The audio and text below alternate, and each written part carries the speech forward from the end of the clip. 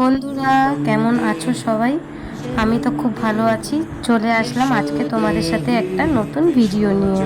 অনেক দিন হয়ে গেছে তোমাদের সাথে কোনো রকম ভিডিও আমি শেয়ার করিনি, তাই তোমাদের সাথে আজকে একটা ছোট্ট ভিডিও শেয়ার করছি। তো দেখো, সকাল সকাল তো রেডি হয়েই গেছি, দেখতেই পাচ্ছ। আমিও রেডি হয়ে গেছি আর আমার বড়ও রেডি হয়ে গেছে। তো আমরা এখন যাচ্ছি পুজো দিতে, মায়ের কাছে পুজো দিতে। যেহেতু বিয়ের পরে আমরা কোনো রকম মন্দিরে গিয়ে পুজো দিইনি, তাই আজকের দিনটা ছিল ফলালি অমাবস্যা।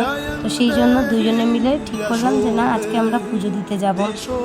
তো প্রথমে আমরা সিদ্ধান্ত নিয়েছিলাম আমি একটা মন্দিরেই পুজো দিতে যাব। আমডাঙ্গা, অনেকেই হয়তো নাম শুনেছো।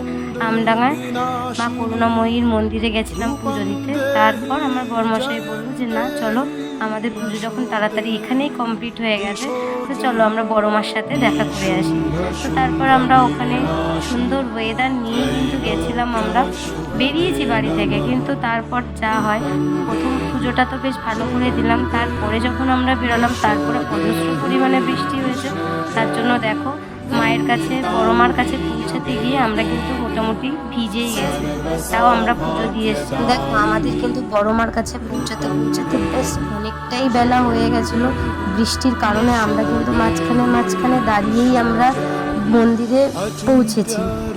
তারপর যাওয়ার পরও দেখো কত মানুষের ভিড় এখানে, কিন্তু মন ভরে কিন্তু পুজো দিতে পেরেছি বড় মাকে। আর বড় মাকে খুব সুন্দরভাবে দর্শন করেছি।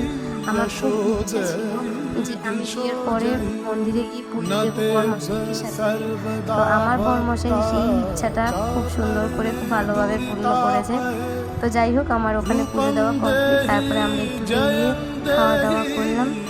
দেখো, তারপরেও ঝিরিঝিরি বৃষ্টি হচ্ছে। দেখো, আজকে আমার গলাটা একটু ভাঙা ভাঙা আছে, তার জন্য তোমরা হয়তো একটু অন্যরকম গলাটা শুনতে লাগতে পারে, তো একটু অ্যাডজাস্ট করে নিও। আজকের ভিডিওটা ছিল এই অবধি। দেখা হবে আবার পরের ভিডিওতে। ততক্ষণের জন্য টাটা।